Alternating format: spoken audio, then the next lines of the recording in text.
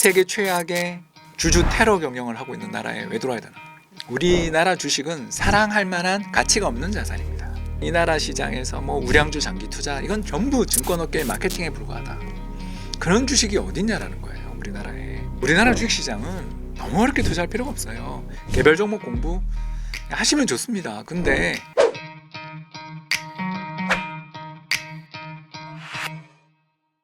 원달러 환율이 좀 하락하면서 외국인 자금이 유입되나 하는 기대감이 있었는데 뭐 국내 증시에서 9개월 연속 순매도 4월 한 달에만 10조 원이 빠져나갔거든요. 투자자들이 여전히 이제 국내 주식을 좀 매도하는 배경 어떤 원인이 있을까요? 일단 싸지 않잖아요. 벌써 PBR 0.8배 근처에 있었던 2,300이야. 솔직히 그때 되니까 외국인 매도가 줄었잖아요. 지난해 연말 올해 초에 외국인 매도가 한때 줄었습니다. 근데 뭐 국민연금 매수 덕분에 삼성전자 자사주 매입 덕분에 아무튼 수급이 좋아져서 우리 다시 2,600 근처에 오니까 외국인 신나게 팔잖아요. 일단 그 정도 레벨 PBR 한 배 레벨 근처에 오면 그렇게 싸냐라는 걸 하는 거죠. 그리고 두 번째 관세 전쟁에 제일 먼저 타겟이 일본, 한국, 대만이라고 그랬는데 우리가 아까도 이야기했지만 레버리지가 없어요. 이창용 총재 말고는 믿을 데가 없단 말이에요. 그러면 뭐 원 강세라는 것도 솔직히 믿을 수도 없고 한국은행이 저는 잘할 거라고 믿으니까. 그러면 내수 경기는 뭐 완전 망가져서 미국보다 금리가 훨씬 더 낮은 나라. 믿을 건 수출밖에 없는데 지금 미국이 관세를 때리네. 자, 그런데 왜 사야 돼요? 그렇다고 해서 밸류업? 얼마 전에 기사 나온 거 보니까 뭐 10년 사이에 상장된 주식 수가 2배 늘었다며요. 딴 나라는 전부 자사주 매입 소각해서 상장된 주식 수가 20년 사이에 반토막 나는데 우리는 10년 새에 2배 난다. 끊임없는 모자 회사 동시 상장에 뭐 물적 분할에 증자에 주가 오르기만 하면 자사주 매입했던 거 다 팔아버리는 나라에 그 세계 최악의 주주 테러 경영을 하고 있는 나라에 왜 들어와야 되나? 그런 걸 생각하면 우리나라 시장에 대해서 제가 이 책을 쓴 이유가 그거예요. 사랑에 빠지면 안 된다. 우리나라 주식은 사랑할 만한 가치가 없는 자산입니다. 그런 나라에 대해서는 쿨해야 된다. 그냥 냉정하게 싸다 싶을 때 시장의 스토리텔링이 다 꺼지고 뭐 돈이 복사된다는 돈 이딴 소리가 들리면 다 팔아버리고 그러다 반대로 한국 주식하는 사람 다 바보다 같은 스토리텔링이 우세할 때 감사합니다 그러고 돌아서 또 내가 잘못했나 봐 그럴 때 적절하게 또 자산 배분하는 시장이지 어떤 이 나라 시장에서 뭐 우량주 장기 투자 이건 전부 증권업계의 마케팅에 불과하다. 그런 주식이 어딨냐라는 거예요. 우리나라에. 뭐 SK하이닉스 옛날에 꽁초 주식이었던 회사인데 그때 투자 안 했던 사람들 LG에너지솔루션 여러분 아시잖아요. 기업 이익 나오고 있는 걸 보면 저게 과연 시가총액 3위 4위를 할 수 있는 그런 펀더멘탈을 가진 기업인가. 우리가 알고 있는 그런 역사들 과거의 흐름들을 살펴보면 한국 주식은 대면하고 까칠하게 보는 그런 시장이어야 되고 그러기 위해서 돈의 흐름을 읽어야 되는 거예요. 반면 외국인들은 한국 국채를 좀 대거 사들이는 흐름을 보였는데 매력 있죠. 어떤 금리가 인하될 테니까. 금리가 인하되는데 지금 발행하는 채권은 10년짜리 채권이 예를 들어서 3% 이자를 주는데 내년에 발행하는 채권이 금리 2% 준다 그러면 올해 발행된 3% 채권의 인기가 하늘을 찌를 거 아닙니까? 금리 떨어지는 나라 채권을 사야죠. 삼성전자 한번 얘기 여쭤볼게요. 삼성전자가 자사주 매입, 이제 경영진들을 통해서 자사주를 매입하면서 주가 부양 의지를 굉장히 많이 보였음에도 6만 원 선을 아직도 못 넘고 5만 원 선에서 지지부진하고 있더라고요. 주가 부진이 이어지고 있는 이유랑 향후 좀 회복 가능성 어떻게 보세요? 일단 뭐 HBM 문제죠. 이게 뭐 너무 그때 큰 실수를 했고 그 인력들이 SK하이닉스 가서 이번에 영업이익 역전됐잖아요. 근데 시가총액 규모만 보면 아직도 삼성이 SK하이닉스보다 훨씬 크니까 투자자들 입장에서 냉정하게 롱숏 페어링을 저희들이 한다라면 삼성전자 좀 팔아서 SK하이닉스 가는 게 더 나은 투자의 선택이 될 수 있다는 이야기잖아요. 그렇기 때문에 삼성전자가 선택할 수 있는 길은 그래도 고환율 덕에 이익은 나니까 주주들한테 꾸준한 보상을 통해서 안정감을 주고 또 절치부심 열심히 작년에만 28조 정도를 R&D 연구개발에 투자했더라고요. 한국 정부가 26조 R&D 돈을 투자하니까 한국 정부보다 삼성전자 혼자가 더 투자를 많이 해요. 그러면서 악착같이 버티며 이제 권토 중래 이제 다시 전성기의 그날을 노리면서 열심히 노력 중인 거죠. 뭐 그렇기 때문에 삼성전자를 팔자 뭐 이런 이야기까지는 못하겠지만 외국인이 일단 파는 데에는 이런 롱숏 페어링도 좀 있는 것 같다. 그렇게 생각합니다. 오히려 지금 조금 들어가는 거에 대해서는 어떻게 보세요? 저는 개별 종목에 대해서는 솔직히 모르겠습니다. 왜 그러냐? 32년 이 일을 해왔지만 하도 많이 당해가지고요. 예, 제가 현대차 우선주를 2020년에 갖고 있었어요. 예, 그런데 코로나가 터지고 난 다음에 기대 배당 수익률이 한 10% 나오더라고요. 그래서 계속 샀죠. 그래서 샀는데 갑자기 배당 중단하더라고요. 우선주인데 우리는 배당 중단하는 나라예요.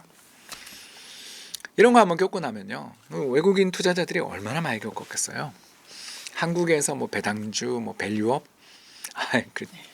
저기 뉴욕에 있는 강아지들이 웃는 이야기인 거고요. 그런 거 믿으면 안 되는 거고, 우리나라는 아까도 잠깐 말씀드린 것처럼 굉장히 싸서 사람들이 던질 때 사야 된다는 측면에서 삼성전자에 대해서 저 정도로 하면 좀 그래 희망이 있다 정도로 이야기하는 거지. 그게 지금 사서 된다? 저는 5만 원 깨질 때 안 산 사람이 지금 사겠다? 잘 모르겠다라는 거죠. 저는 참고로 그때 샀습니다. 저는 12월 3일 날 제 연금 펀드에 한국 주식 풀로 담은 사람입니다. 2,300 깨질 때. 왜? PBR 0.8배 미치니까.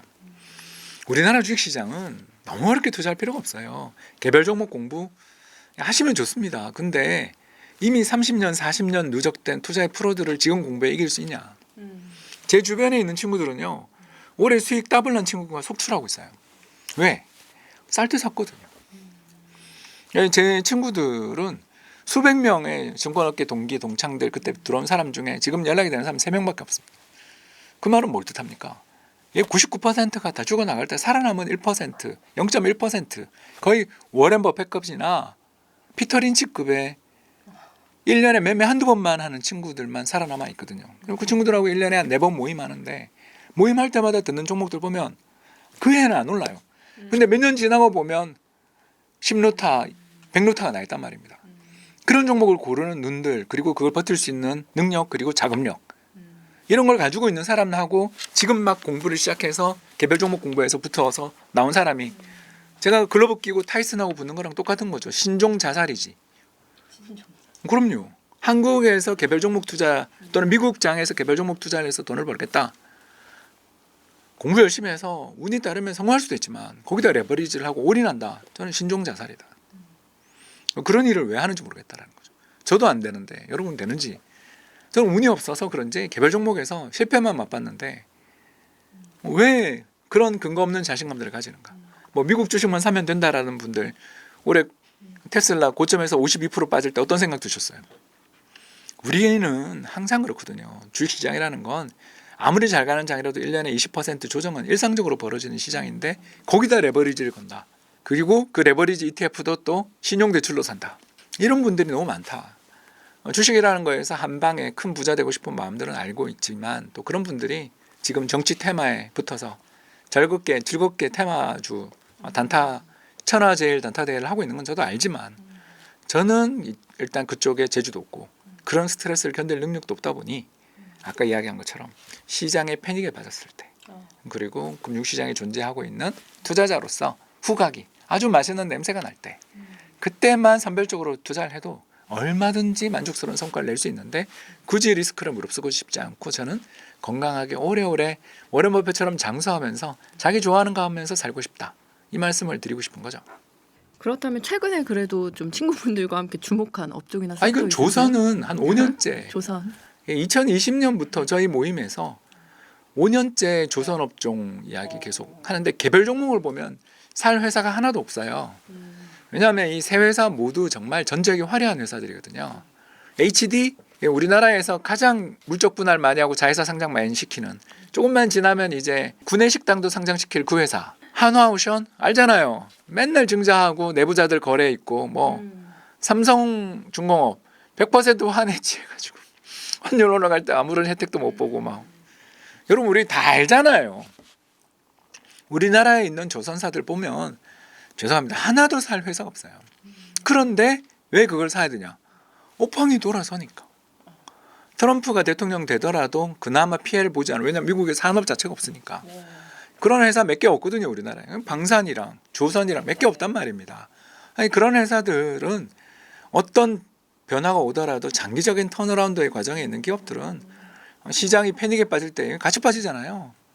그리고 뭐 트럼프 아들이 왔네 마네 그러면서 급등하면 그때 좀 팔면 되는 거고 시장이 그냥 잔잔하게 움직이고 여기서 테마가 순환하면서 관심을 받게 나오는 그런 시기가 또 그런 행복한 시기가 오면 또 사면 되는 거지.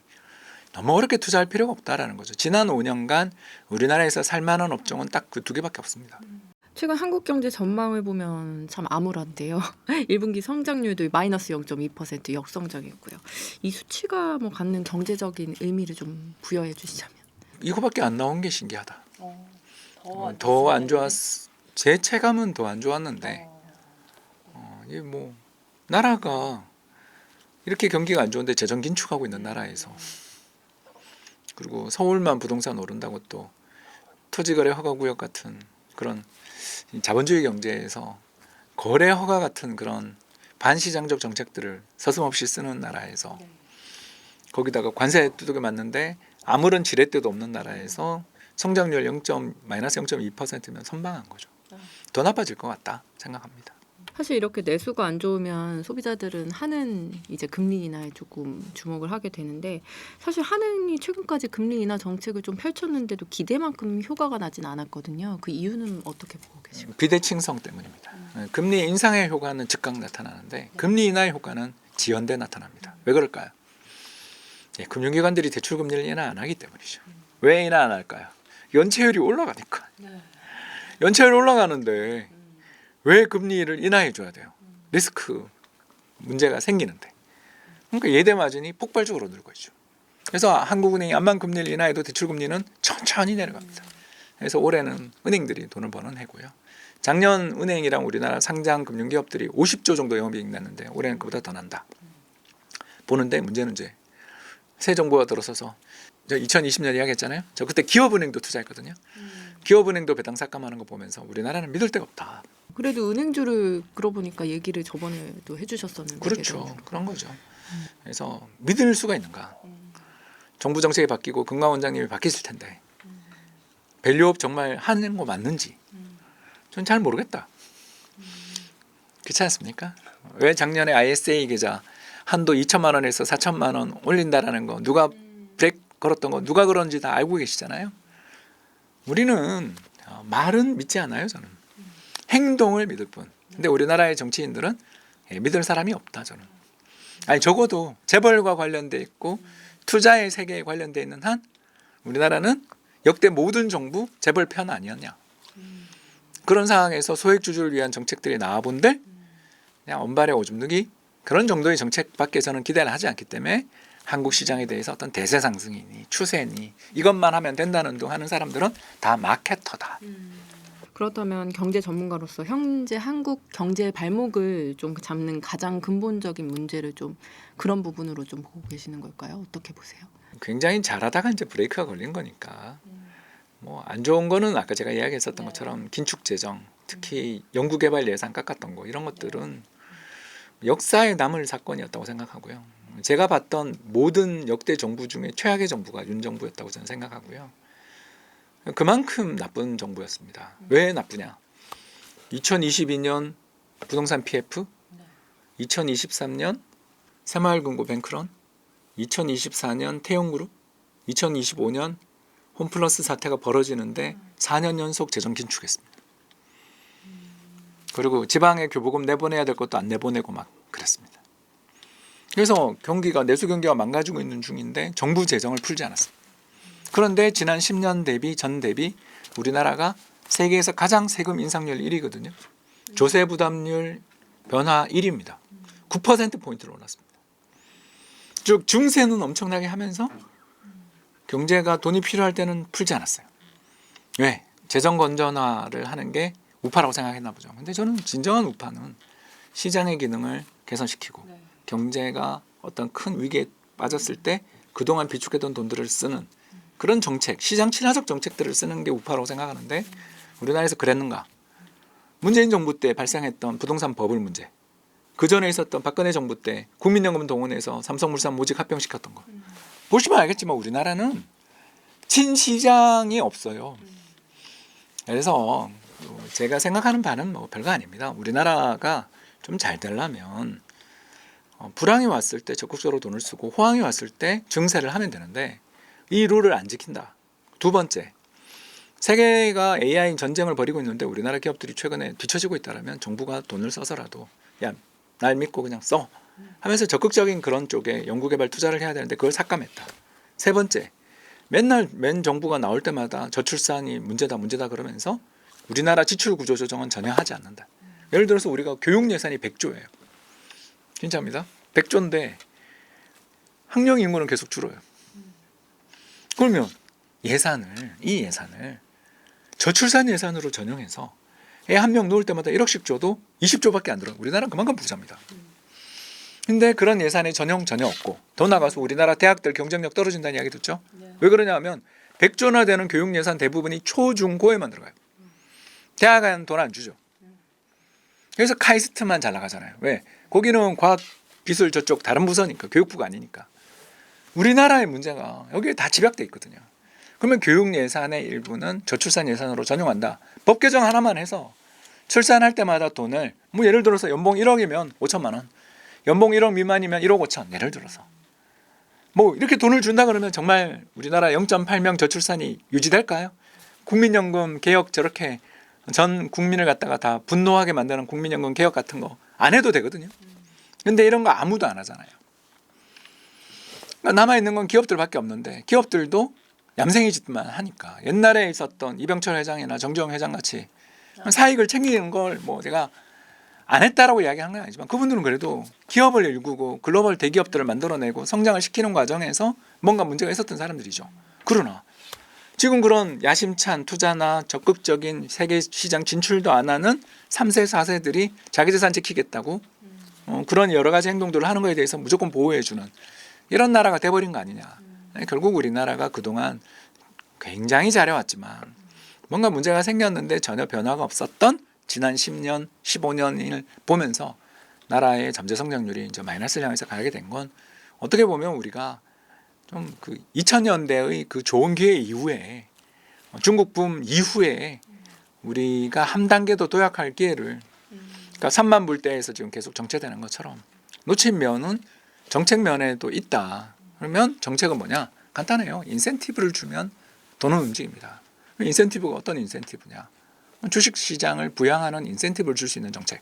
예를 들어 뭐 배당 분리 과세라든가 상법 개정이라든가 한다든가 뭐 또 나가서 아까 이야기한 것처럼 사람들한테 출산할 때 요새 우리나라 출산율이 왜 올라왔는지 아시잖아요.